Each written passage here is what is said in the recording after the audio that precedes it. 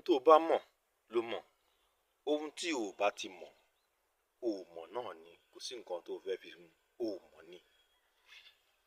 Ojúbọ èṣù gbọ́dọ̀ gbẹ fẹ́po, ojúbọ Ṣàngó gbọ́dọ̀ gbẹ fórógbó, ojúbọ Ọbàtálá gbọ́dọ̀ gbẹ fóbì, ojúbọ Ọ̀ṣun Ṣẹ̀ǹgẹ̀ṣẹ̀ kò gbọ́dọ̀ gbẹ fún oyin.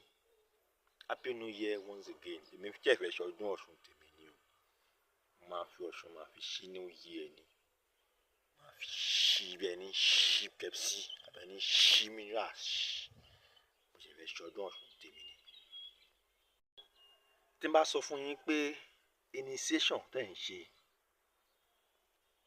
ritual kan ṣo péré ló matters ní initiation. Gbogbo àwọn gbàgbọ́n yẹn àmọ́ ni o.